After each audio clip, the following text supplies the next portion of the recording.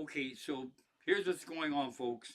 Uh, this cat Caesar thinks I'm a big, large cat and has been trying to wrestle with me for the last 10 minutes.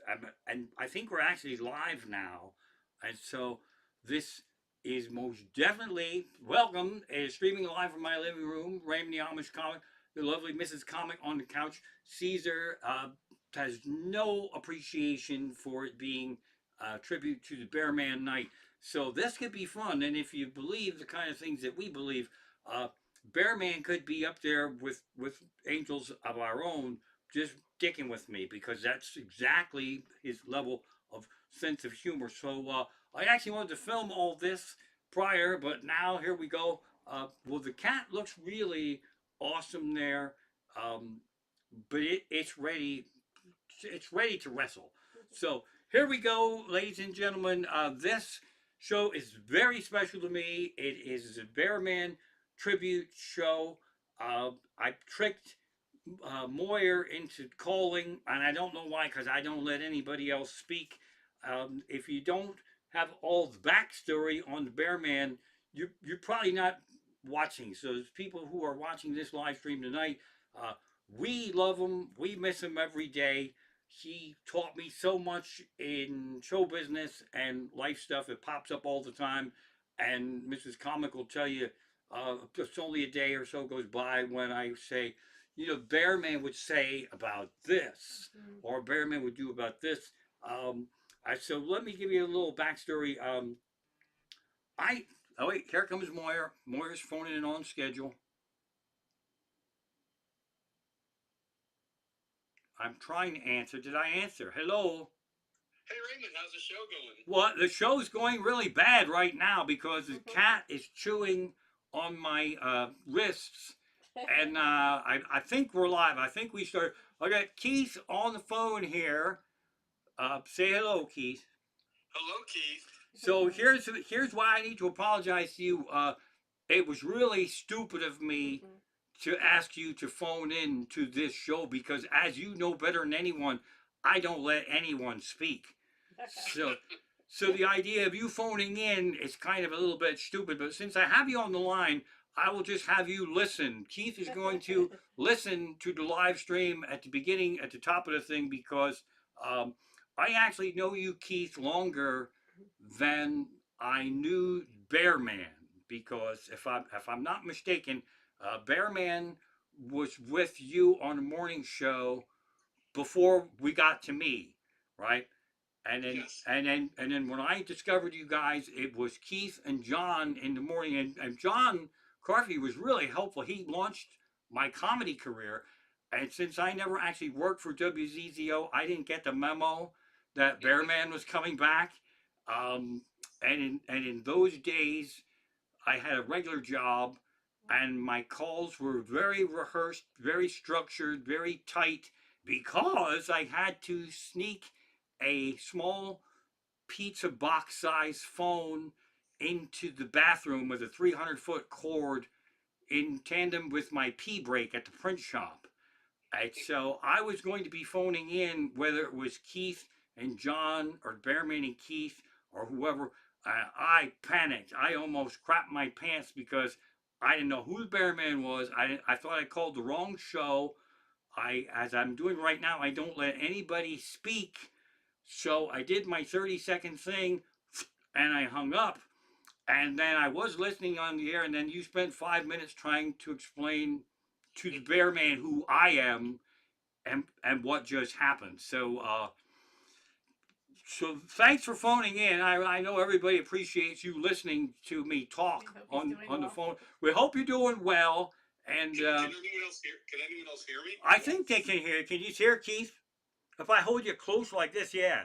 So if you have a message, I have two messages. One, don't forget like the Bearman isms, and maybe like if I forget some of them, like in the chat, maybe people can enter it. Remember, like Bearman would say, "My head hurts." my head hurts is one. My head My hurts back is one. hurts. And one that I always love is don't miss it if you can. I forgot about that, It, and also rich people piss me off. rich people piss me off. There you go. And And grab a ladder, and climb up my ass. I forgot that one, and how could I forget that one? It's so visual. So and then you hear a lot like, "Shut up, Raymond." well, there's a lot of those. Don't worry.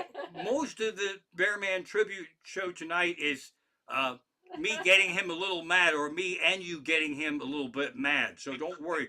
That's well covered.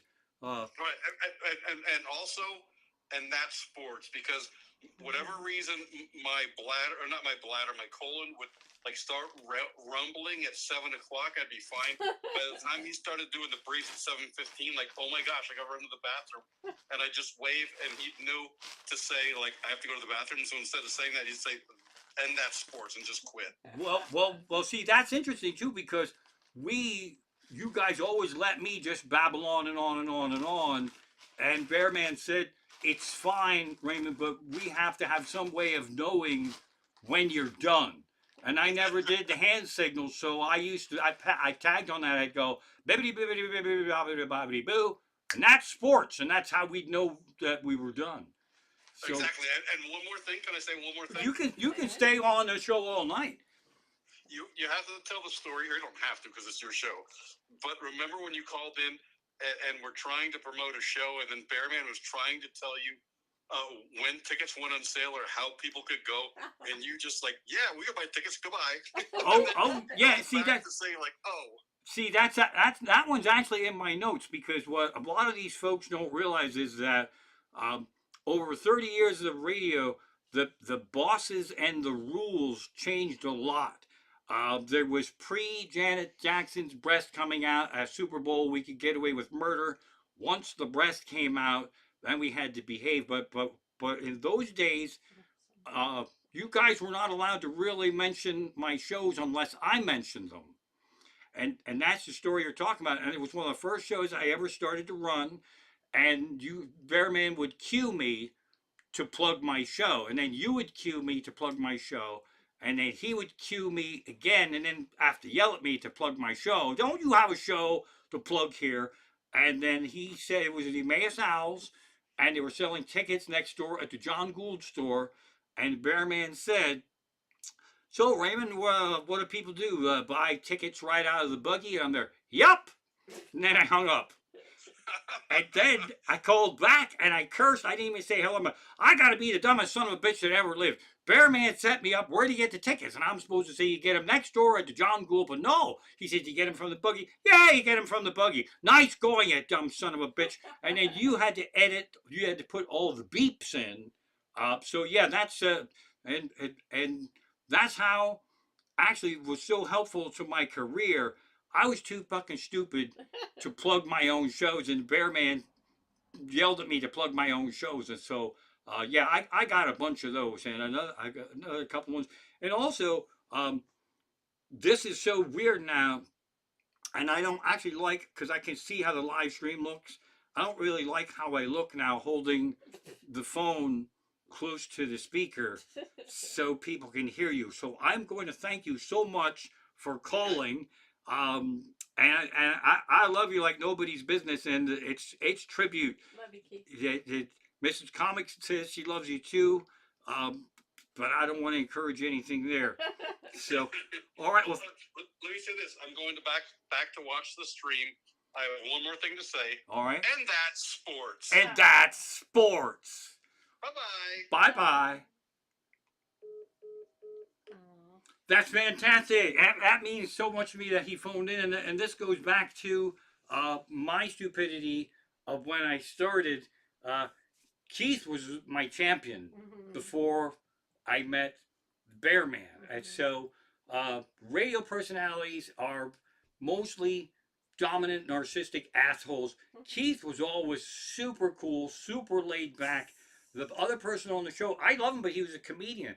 We don't let other people speak. And I'm telling a story, Keith. I might get this wrong, but I heard, since I didn't know Bearman was there before I was there, I'm getting this story. I might get it mixed up a little bit. It was my understanding that when Bearman was there the first time, before John, there was actually a third person in there who had a larger role on the show than you did.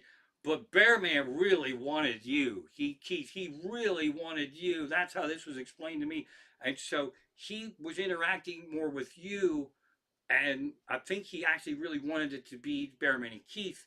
And not, if I'm wrong, I apologize to whoever. But the way this story was told to me was one morning after a particularly awkward show, Bearman said to her, "Are you happy here?"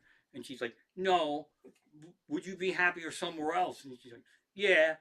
And she was gone, and there it was, Bearman and Keith. So there's absolutely so many of those. Um, and I always enjoyed being behind the scenes. I got to see so much shit that I was told not to talk about on the air. And of course, then I would talk about it on the air and then get in trouble. But I saw things from my own eyeballs. Keith, you probably forgot. I'm gonna feel like I'm still talking to Keith here. I know you forgot a bunch of this stuff. Um, Bearman kept us all from getting fired. It was easy to keep me from getting fired because I never actually worked for the radio station, but the rules changed all the time, and Bearman kept us in the ball game there. And so I got to see all this stuff going on behind the scenes. And as I am steamrolling now, and I steamrolled you, Keith. I love you, buddy. Thanks for phoning in. I really appreciate that. Um, I would often apologize when I'd come in there and say, "Oh my God, I don't let you peckerheads talk at all." I'm just like bibbity bibbity bobbity boo and done. And the Bearman said, "You don't understand. The more you do, the less we have to do." And I'm like, "Fantastic. Let me read the sports scores." And the Bearman's like, "Well, we should really be allowed to do some things." Uh, it was absolutely fantastic. So much fun. Um, I did. I tried to get in there with a plan. I definitely got off the railroad tracks, but it was my ass hurts. Oh, here's one that you forgot, Keith. Uh, the, the trust you guys put in me was borderline stupid. I never would have trusted me like you guys trusted me. I don't know if you longtime listeners remember the song "My Own Damn Couch." So it's radio, so things are recorded and they're on delays. But this is pre Janet Jackson's knocker coming out at halftime. So they let me improvise along with my own damn couch live. And that's really fucking dumb. I can that could have destroyed everybody's career right there. The song would be playing on my own damn couch, and I'd go, and you'd point, and I go, "She was breathing when I left her." Pow, and that would go on. And I think that was the line that Bearman actually started choking and laughing on. She was breathing when I left her, but how you used to torment him, um, it was kind of almost passive aggressive torment. So Bearman was really upset when windy weather was coming, and he was emphatic, and it was heartfelt that he was saying the wind is going to be dangerous, and he would beg people to listen and make sure you don't have lawn chairs flying around that are going to hurt people walking or dogs or smash into cars. Make sure everything outside. And while this warning was going on, Keith, you would play like the Jaws soundtrack. Da-dum, da-dum. And then he'd start to get a little bit pissed off, and then I would laugh, and then he would finish his warning, and he'd go, "You're an ass, and you're an ass for laughing at it. I'm not going to speak to any of you ever again." And that was good fun for me. So let me get some water here. So, and again, if you think of anything else that I miss, my show is scheduled for 45 minutes. It's probably right now 4 or 5 days that it's going to go. I should do this in like increments because the stories are just so phenomenal. Um, the other thing incredible about the Bearman was it had a powerful voice, a big, ballsy, that's an unmistakable voice. You hear that voice, and you guys had different radio stations, and so he was doing uh, recorded commercials that would appear on other radio stations. And I'm easy listening. I'd be walking around a store and I'd hear that voice. And I'm like, what the hell's Bearman doing here at the Hess's store or the Bon Ton or whatever they call it? His voice absolutely powerful, uh, incredible, unmistakable, and again, I was a dumbass. I didn't know he was there and he left and then he came back. I thought my career was fucking done. Little did I know I would get one of the best allies, one of the one of the most helpful people, and that goes for you too, Keith. I learned so much from the Bearman. You write bits and you want them to hit, and they don't always hit. And radio sucks batshit balls because comedy, it's mine. 45 minutes, an hour, and there's a cadence and there's a rhythm and a baby to go, and then you fucking hit the note and that's it. But radio, you start and then you stop, and then you play a song, and then you start and then you stop, and then that's really a fucking weird way to entertain. Right? So when I tripped around on things like that, Bearman said, Raymond, we want you to say funny stuff, but it's more important. People actually want to hear us. They actually want to hear us speak.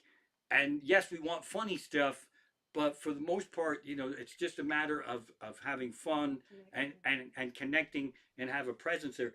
And probably not a month goes by when I'm out in the world performing it, somebody doesn't come up to me afterwards and say, "Man, I miss the days of Bearman and Keith and you going in there." And that's incredible to have a presence like that after all these years. And again, I'm gonna thank Tori Thomas also because she posted on Facebook a tribute, and I spent like 2 hours trying to think of something to honor the Bearman. I just fuck it. I gotta do a live stream. So now this is my. I was gonna have Tori Thomas phone in, but I think she would make us all cry because she is so connected to Bearman. Now here is a picture of Tori Thomas and Bearman that I took, and I'm telling you right now, however many years later, I should not have taken this picture because it's actually, I darkened it so you would not see the shape of Tori's lookout in the back there. Now, Bearman, if you look at his face, he realized this was an inappropriate picture for me to take. And he was on the cusp of saying, Raymond, don't take that picture. But he realized that would bring more attention to what I was doing. And so there's a big smile on his face. I snapped a picture, and when Tori left the room, the studio, he said, "What the hell? Why the hell would you take a picture like that? And more importantly, can I see it? How did it turn out?" So the story after story after story after story. I'm going to use some cheater notes here because I mean, it's just such an incredible thing to be part of 30 years of morning radio with fucking icons, man. You got fucking Rock the Valley, ridiculous stunts. We were out in public, and I got pulled into so many things that I probably would never have been pulled into had people that signed paychecks and shit had to vote on. So one such thing, Keith, I don't know if you remember. Oh, you'll remember it if you forgot. You'll remember it now. Um, there was a trade show at Stabler. I think it was a car show, and it was like an all-day event. And you were hosting things, and there was bikini contests and car commercials and all kind of fun stuff. I had to do a 30-minute set without saying fuck a single time. And this was presented to me this way and that. And so you guys introduced me, and I had a pretty good set for it being a sober audience in the middle of the day, and I couldn't say fuck you in a bucket of goo.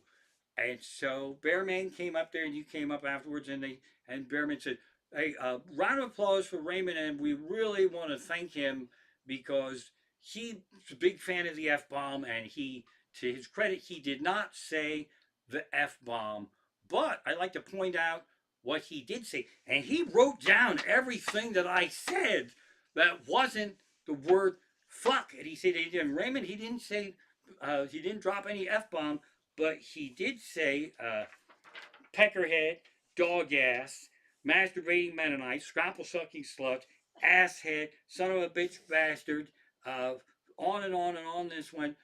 but to his credit, he did not utter one single. And then he put the microphone in front of my face, and I went, "Fuck!" And he just planned the whole thing, and he knew I would say my line, even though we didn't rehearse it. And so that's the kind of guy he was, man. Absolutely incredible. Story after story. Um, you don't have to go too far to hit some of the fun stuff. Here's another one. Again, I feel like I'm talking to Keith um, because in there in the studio, we knew we were talking to the Lehigh Valley, but also we were talking to each other. So you guys were just kind of like eavesdropping in on what we were doing. I had booked my very first show at Penn's Peak. Penn's Peak was kind of new. It had been something else, and this was kind of, I mean, there was internet and stuff, but not like we have now. So I was in there plugging the Penn's Peak show, and Bearman was trying to help me on the air. He Google mapped how to get to Penn's Peak, and I don't know if he had ever been there, but some of the roads were like kind of almost like off roads, and the turnpike up, and then you do this, and then you do that, and we're on the air, and he goes, "Raymond, have you ever been to Penn's Peak?" I'm there. "No, I have not." He goes, "Well, it's a little tricky to get up there. You might want to tell the people to try to figure out how to get up there because, I mean, once you get off the turnpike, there's a series of turns that they're just not main roads, and if people can't get there, uh, they should know how to get there." And I said, and I looked at it, and he showed me, and the one road I don't think had a name, and I'm there. Okay, this is a very good point. So don't come to my Penn's Peak show because, as Bearman pointed out, it's way too difficult to find. So come to a show that's easier to find. Then, of course, I got hell for that. But that piece of on-air comedy led me to actually go film how to get to Penn's Peak. And I'd stop in front of a house, and I'd say, "You go here, you go to the house where there's an old man smoking a pipe on the front porch, and if he's not there, you're just gonna have to wait there until he comes out. He comes out every couple hours to smoke." So that stuff that happened on the radio launched into actual fun comedy bits for me. I just story after story. I and Keith said about it when he phoned in.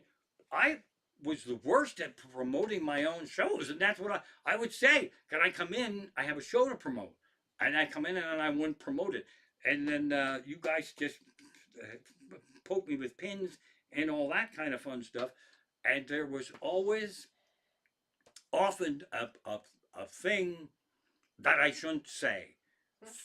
And this, I'm making this story up just to prove a point, because this just know this is a disclaimer. This is a fictitious story based on 387 times when I got everybody in trouble.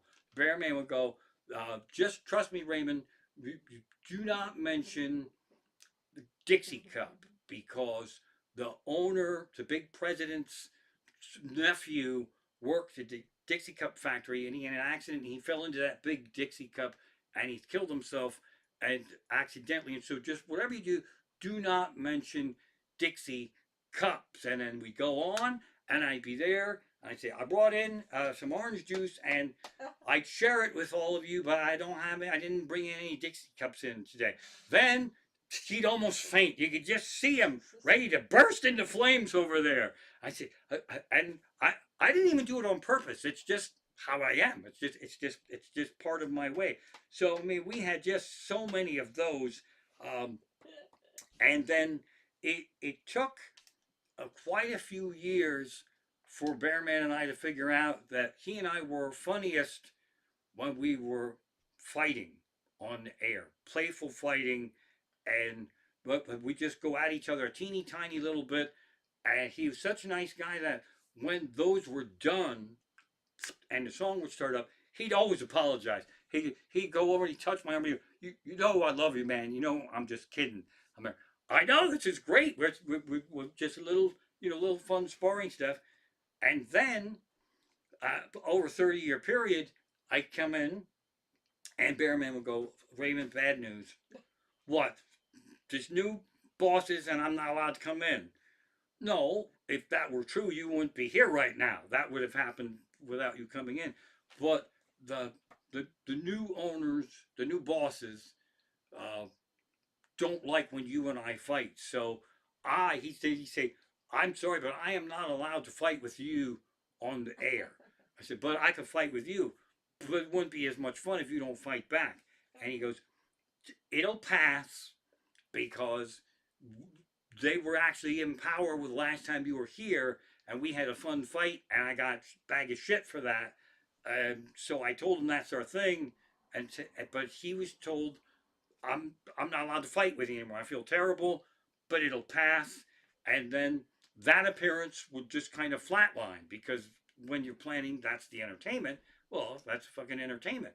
And so then we wouldn't fight, and then we come back in again, and then the gloves would be off, and he'd say, "Okay, I get it. You guys were allowed to fight a little bit." So that would happen, and accidental great shit happen all the time. What people don't also understand is that um, it's kind of weird because it's really a compliment because back in those days too, I would be out and I would go out and I would do a show, and people would come up to me and go, "Where's Bearman and Keith?" I would be like, "Well, I know we presented ourselves like the Three Stooges, like we sleep in the same bed and we married uh, triplet sisters, but we actually I don't know where they are. I guess since it's 9:30, they're probably sleeping because they got to get up at 3 o'clock in the morning. I don't know, but I like that we created this illusion that we were like this ridiculous team traveling all around. Um, so that was good fun stuff, and then uh, it all started as fun comedy opportunity for me to be on radio, and I already had a friendship with you, Keith, and then I didn't expect there to be such an incredible friendship with you and Bearman. Uh, a lot of what we did off the air was really fun stuff, and then I just poured my heart and soul out and just complaining about shit. And so, and not too long ago, I don't know how, whenever we went to Ireland, I had never left the country, and I didn't have money. It was going to be in the summer. Comedy sucks in the summer, and I had to scrape so much fucking money together just for passports. And we were going to Ireland for a family wedding, incredible trip, and I was just going to make it money. I didn't even have a fucking credit card in those days, and so I was really worried. I was absolutely really worried. We were off the air, and I was telling both you guys, I'm like, we're going to Ireland for a whole week, and I don't understand euros, and I don't think I'm gonna have enough money, and my wife, Mrs. Comic, will be along, and our daughter will be along, and we're gonna be traveling with some more family, and when you're traveling as a team and everyone wants to go out to dinner and I'm out of money, then I'm the dick. And I was really, actually, really stressed out about traveling. And Bearman said to me, he goes, Raymond, you're traveling with family, right? Yes, I am. So when you run out of money and you become a problem, that sort of becomes their responsibility. The burden of taking care of you will fall clearly on their shoulders. And oh, how right he was about that. I landed and my fucking luggage didn't, and I was naked Raymond for 3 fucking days. I had no fucking clothing to run around, so we all had to figure out how to get me clothing. And I wasn't really stressed out because as the Bearman relaxed my nerves, this isn't my problem if I have no clothing. It is now the problem of my family. So our other daughter and her husband got us a nice cottage out in the middle of nowhere. There's too many people in this cottage, and everybody's trying to relax my nerves. Um, and my luggage actually had a more extended vacation than I did. My luggage went to Norway and Sweden and Finland. It just traveled all around. I eventually got it back, but everybody was trying to relax my nerves, and they said, "Don't worry. In the cottage, there's a washer and a dryer." And I'm like, "Well, that's wonderful news, but also I have fucking one set of clothing? Is there also like a naked closet that I can hide in while they're doing the fucking laundry? And do we have a sock that we can fucking hang on there? Um, so, but that actually was really so helpful. And Bearman had a heart of gold, as do you, Keith. But if sometimes I would feel bad that I said anything to him on there. I was talking about the trip, and I'm like, well, right when he get there, they're going to the Guinness factory, right? And that's 40, 50 euros. I don't know what the fuck it is. I mean, that's already a budget breaker for me. And also, I did the time change and everything. I was going to be the driver on the wrong side of the street over there, which I was excited about. But they would be tapping a pint of Guinness around probably like 5 or 6 a.m. in the morning by my way of figuring things out. But so I didn't actually even want to go. But I was hemming and hawing about the money. Bearman actually fucking pulled like $40 out and handed it to me. I'm like, I can't thank you enough, but I'm not going to take this money because I have absolutely no fucking intention of going to that Guinness factory. Some people would just take this money from you and then lie, but I know you would want to get a full report on the Guinness factory, which you probably already know about. Uh, so I'm not going to do it. But that's who he was. Uh, Incredible person. Really, really smart. Keith said you were so excited to say feckin' on the air, and he was like, "No." Oh my God, that's right. Thank you, Mrs. Comic. This is how dumb I was, and this is Keith just chimed in here in the chat there.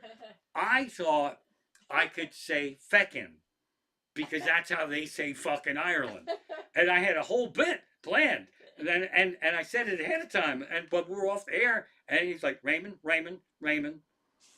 feckin' is too close to fucking. You understand that? So, and then that knocked the wind right out of my sails.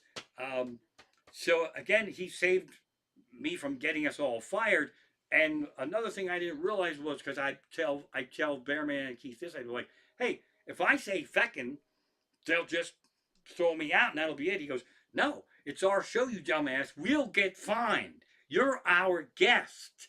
Much like the responsibility of me falls on the family in Ireland when I run out of money. If you say feckin', we're fucking out of here. So that's a nice memory right there, which Keith, that brings me to another fun memory. I really, when the years went on, I'd come in there and I'd fly by the seat of my pants, but I really tried to be prepared. I'd have material that I wrote for the radio. Sometimes I would test it out on the radio, which is a comedian's dream come true, to be able to test some new bits without saying feckin' in there. And I was so excited because uh, Chef Ramsay Hell's Kitchen was in town, and I spent 3 hours writing a fucking squeaky clean, feckin' bit about Chef Ramsay and Hell's Kitchen. And if you guys would ask me, you'd be like, Keith, you'd be like, so Raymond, what are you going to talk about? I'll prompt you. And then I would say Chef Ramsay, Hell's Kitchen, and then Keith would say, okay, I'll say, have you watched any good TV lately or whatever? So, but when I said that, you guys are like, Raymond, we like the restaurant bar where Chef Ramsay Hell's Kitchen's at. So we're assuming that your comments will be derogatory. So we would prefer if you did not do the Chef Ramsay Hell's Kitchen bit. And I'm like, well, I guess I should have fucking asked you 3 hours ago before I fucking wrote this thing, shouldn't I? So that stuff happened a lot. And again, I got us into more trouble already on that air. I goofed on a radio personality who was no longer there, which I didn't know because again I didn't get the memo. So then again, I could tell by your faces that shit was wrong. And then when he hit the Led Zeppelin, then it would be explained to me. They left last week under bad circumstances. So with this story after story like that, holy shit, it just one after the next. There's the island story. There's the see, here's the thing that I couldn't understand, and this goes back to feckin'. before Janet Jackson's breast came out at Super Bowl halftime show, like fashion accident, whatever they called it, we got away with murder on the air. We got away with murder. And we could take it all the way to the point where the listener could add fuck on their own. And so after the knocker came out, that was done. And we went over this with me in explicit detail. We can't, Raymond, you can't even say something where when you're done talking, the listener would think, fuck you in a bucket of goo. But that really fucked me up. So that didn't make any sense whatsoever. And again, Bearman uh, kept me with an open invitation to come in there. And to my credit, I never really got anybody fired, at least that I know of, not you two guys. So there's that. Um, but I'm hoping to hit a couple stories here that Keith, you forgot about. Again, pre Janet Jackson's breast flying out, we could do things live without so much worry, even though there's a delay button and all that stuff. And then everything really fucking tightened up after that. But pre Knocker coming out, you Peckerheads did the diner tour, right? So you swung by my town, you were at your Mass Diner, and I was invited to be part of this thing. And we were actually on the air.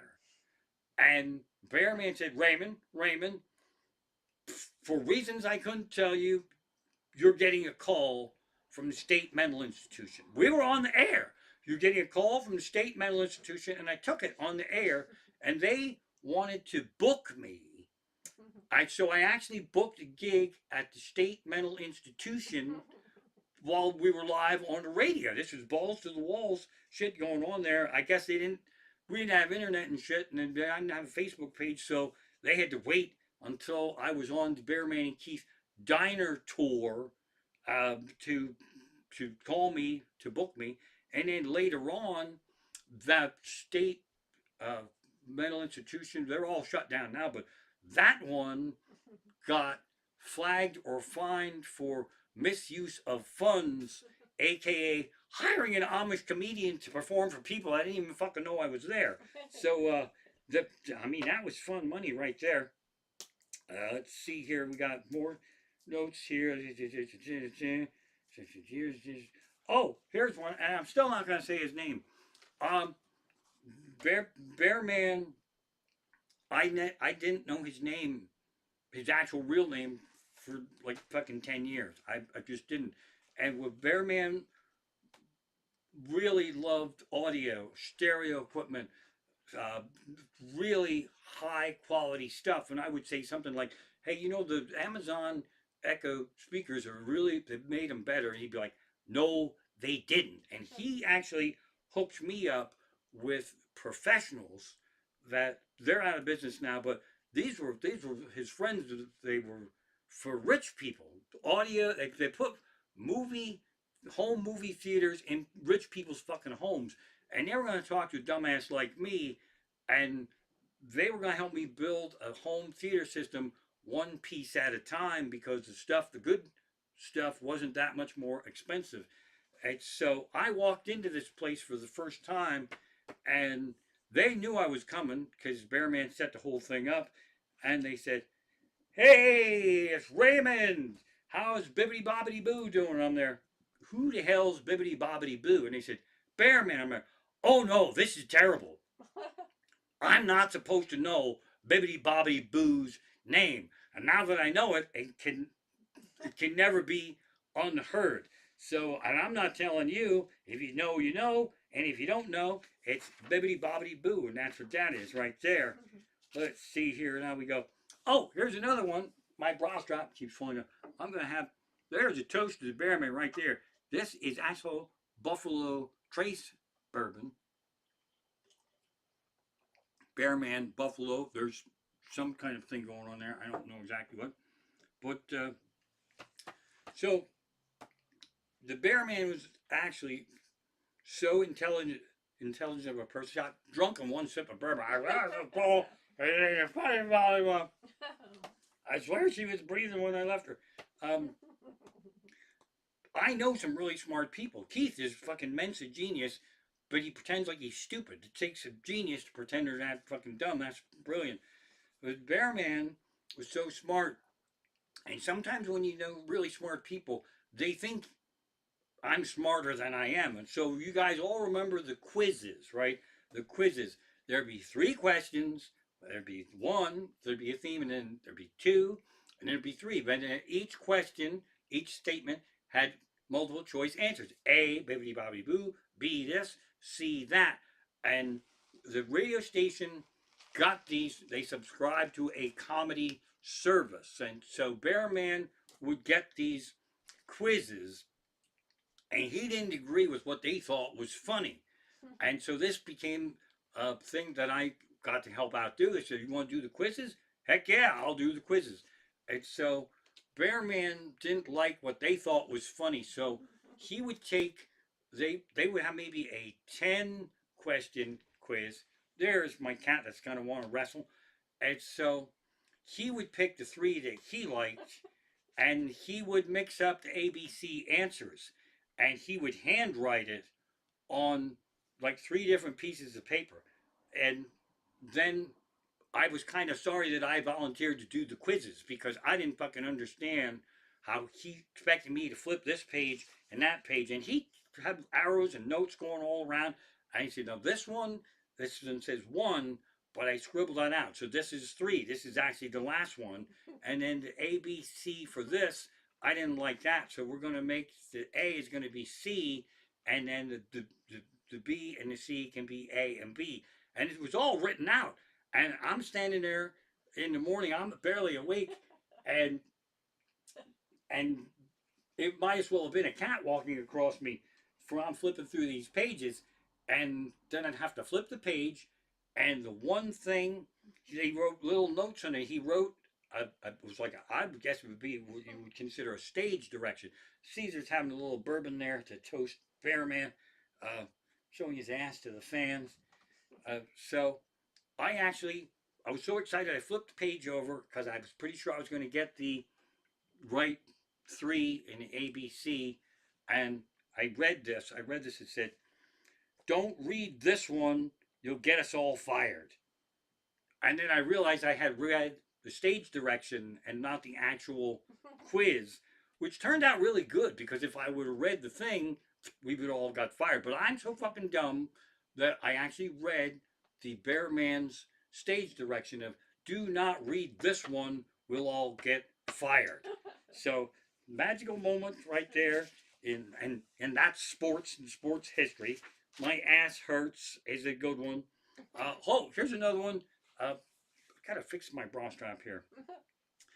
So the other thing you guys don't know is that I go back so far this with these radio personalities that um, there was this giant thing in the studio that I didn't understand, like a spy network of computers and lights flashing and all.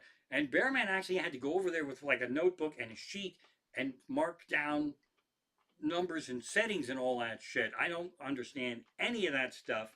It goes back that far, and that made me actually forget what I was going to talk about. So I think this bourbon's really sinking in right now.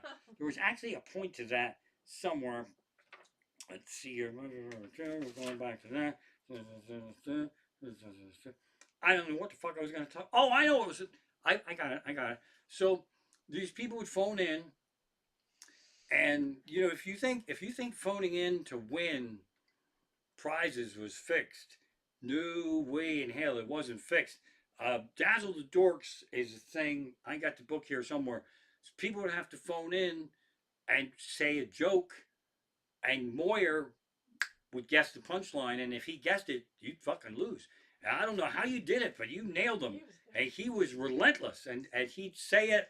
They take a deep breath, and he'd say, "Yes," and then your mother fell in a pie. Ha ha ha, we get it. And they'd fucking hang up. So when you won, you actually really won.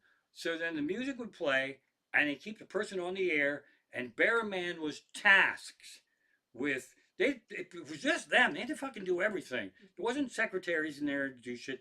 Bearman was tasked with talking to this person and getting his name, his address, and it was either beer or soda, and he had like a song to do it. And these people would test his patience, and that's a show that we should have had because we'd be on our 19th caller, and finally we'd give the thing away, and the Bearman would go, "Okay, what's your name?" "Well, my friends call me Will Beretta." "I need quiet. I gotta take a pill." Okay. Here. "Well, my friends call me Wilbur Flatass." And Bearman would be like, "I don't care what your fucking friends call you." Because we could say that because we were off the air. I need to know, I need you to, right now, I need you to take your driver's license out and read to me what is the name on your driver's license. "Well, I don't have a driver's license."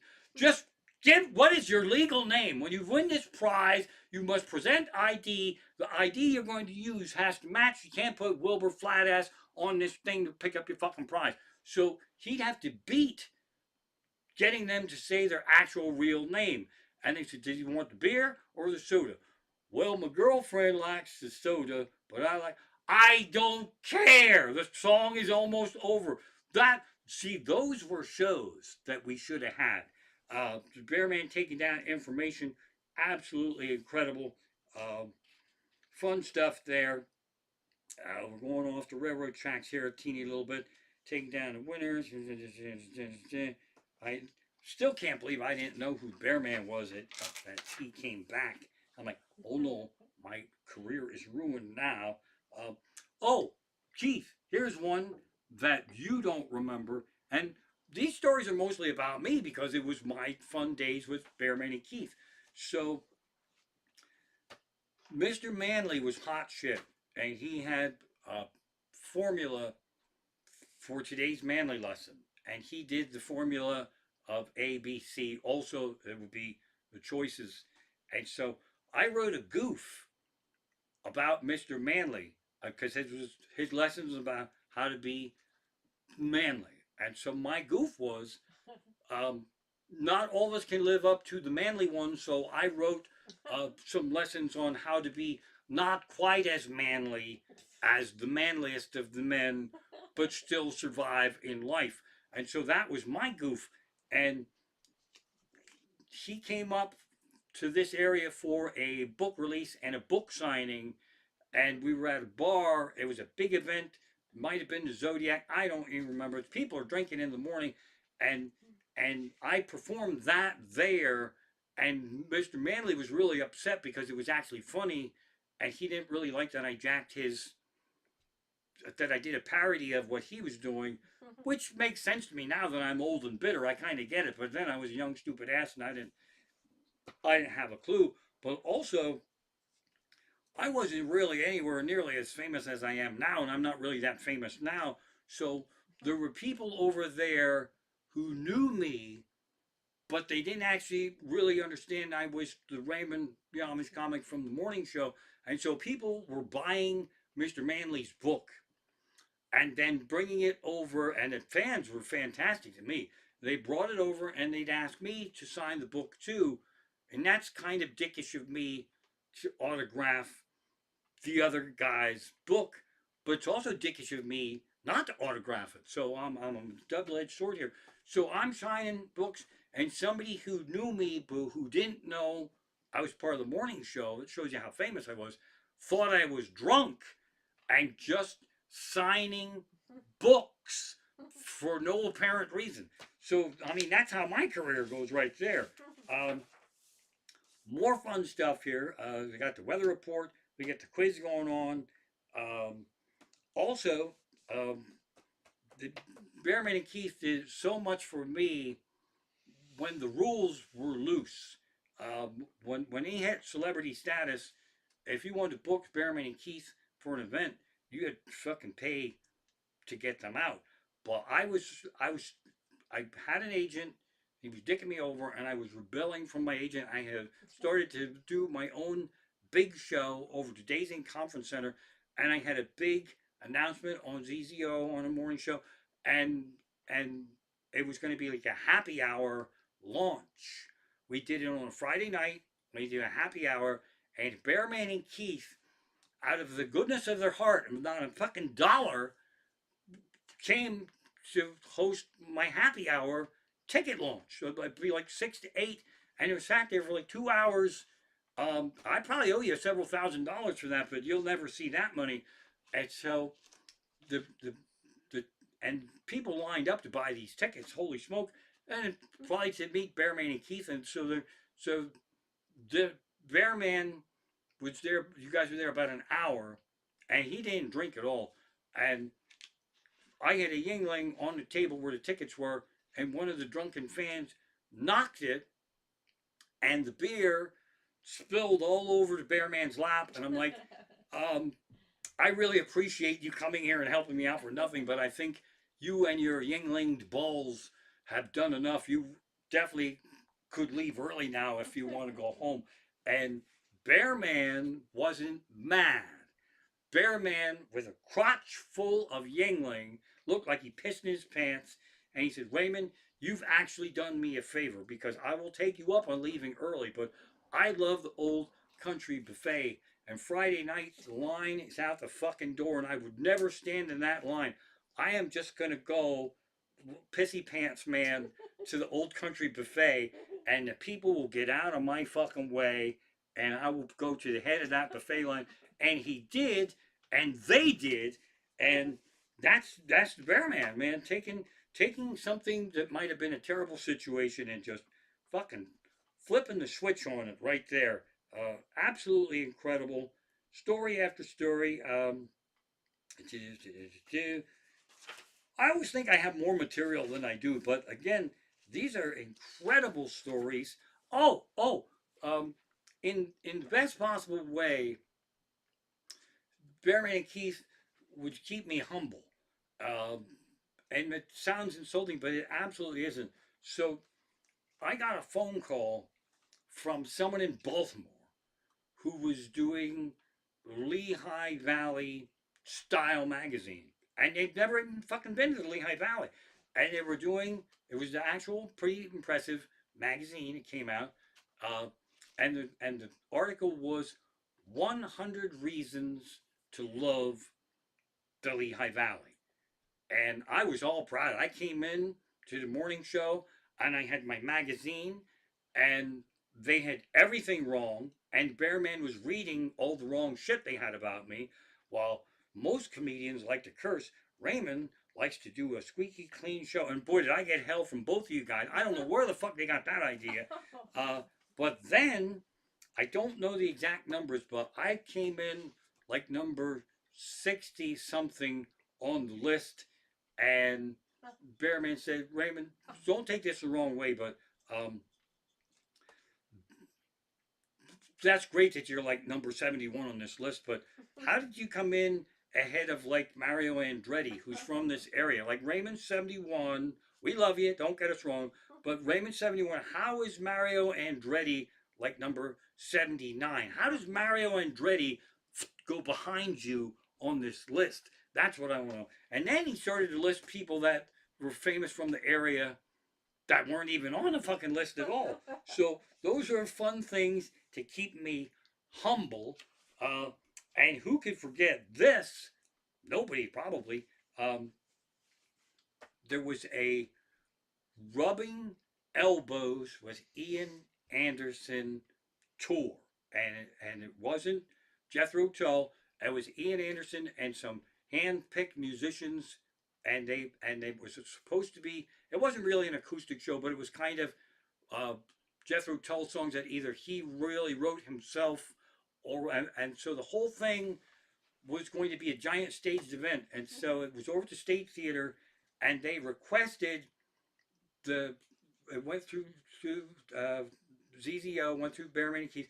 They wanted Bearman and Keith on stage on a sofa that they would play a couple of songs and then take a break, and then Ian Anderson would come over and sit down and talk with Bearman and Keith, and different guests would come up to meet Ian Anderson with Bearman and Keith, and they wanted like a local celebrity, me, like a local politician, and they had some contest winners, and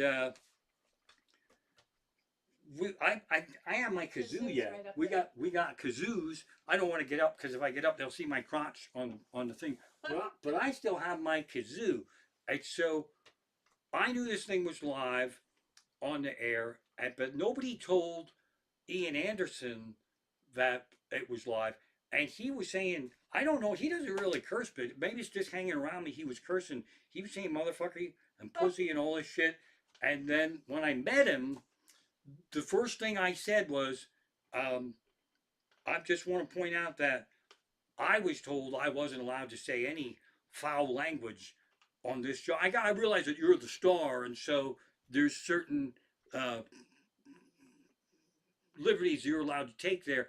And he felt like shit. It just fucking dragged the thing down. He dropped and he sank and he apologized. And boy, did we have a fucking hole to dig out of there. Um, but we dug out of it, and as fate would have it, I'm to this day I am very good casual friends with Ian Anderson. I've been he's got me comp tickets already for things. I don't pester him too much. In fact, we're going back to when our daughter was in high school. There's going to be a trip to England. She wound up not going, but I had emailed Ian Anderson about coming over with my daughter for this field trip, and we were going to have lunch with Ian Anderson. He told me an exact day we could go have lunch. So that's how fucking badass that was. It turns out that we weren't going anyway. So a few years later on, they were coming to Music Fest, and I had messaged him. I emailed about, hey, I love you. I have no money. I'm a bum. Uh, so he hooked me up with 4 VIP seats for Music Fest. And again, I'm like the most famous person in this area that nobody's ever fucking heard of. Like people, so the box office at Jethro Tull at Music Fest didn't have a fucking clue who I was. And I'm all full of piss and vinegar. I would march in there because I am on Ian Anderson's VIP special guest list. And when I went to ask for my tickets, the guy was going to call security on me to because the drunk ass was trying to get Ian Anderson tickets here. And I'm like, just look. And he looked and he looked and he said, I'm sorry, there's no comp tickets here for you for the Jethro Tull show. I said, well, does Ian Anderson have like a personal special drawer hidden in the back? And now they're really ready to fucking call security. And the guy's pissed. I'm like, just humor me and would you just please look? And he looked and he goes, huh, Raymond the Amish comic. Oh, I apologize. That's fucking badass. It's absolutely incredible. Um, that's part of the Bearman and Keith connection of my life. It's just absolutely incredible. Again, I knew this would be mostly a show about me talking about me. Um, but I love him. I'm missing Keith. I love you like nobody's business. I can't thank you enough for what you guys have done for me. Um, I don't really have an exciting, fun way to wrap this show up here. Let's see, Richter, superfan Richter, he wanted me to do like a 2 hour stream. People who are just watching because they're fans of Bearman and Keith, they don't want a fucking 2 hour show out of me, I'll tell you that. So I'm gonna go see here if I got one more thing to do. There we go. I'll leave you with this. Um, we used to do Sandra Raymond. And in way back early days, we were dumb enough to actually have people phone in and talk to me. Bearman himself nipped that in the bud. Like, with this is we'd love having you as Santa Raymond, but the whole idea where people would have their kids phone in and talk to you, that is a terrible fucking idea. So we had Santa Raymond going on, and I wrote my version of the 12 Days of Christmas, and the catchline was, uh, on the first day of Christmas, my Edna gave to me an old dog with a bunch of fleas. And then we had all different parts. And the 12 Days of Christmas is really long. And so Bearman would be like, we got to keep this thing moving. We got to keep it going. like that. We got to keep it going. So he kept this thing moving along, and Keith didn't even sing at all. So there were parts that uh, I realized were specific, and it was a juggle. Sometimes we'd have a guest. Uh, Mark Zaritas, the elf, he didn't like being called an elf, so I almost got my ass kicked for having to be the elf. Then we had musical accompaniment the one time, and that fucked up the who would get to say one thing. So things were all out of fucking whack because come hell or high water, Keith had to do five say it isn't so, and he didn't make any attempts to sing it. And so as this thing went on, Bearman got louder and Keith got louder, and there was one towards the end that Bearman would just I think he blew his vocal cords out the one year. He says, nine, ach, don't talk so dumbs. So that was really, really fun. That's something I really miss. Um, we should go Christmas caroling sometime, Keith. You and I should go and recreate that. We'll need a third person to do the thing. But I'm going to leave it right there. As Bearman would say, when I stream again, probably need to do another show to honor Bearman. But don't miss it if you can. And that's sports. I'm going to leave you with this. Hang on.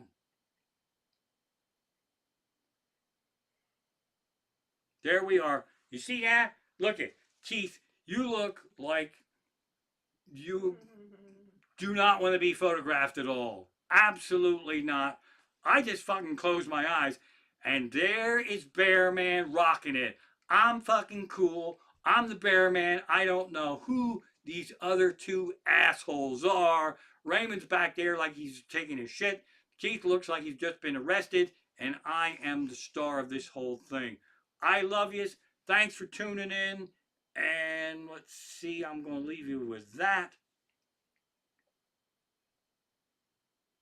That's one of my all-time favorite pictures. Bearman definitely made me look younger. So again, now that's sports, and bye-bye.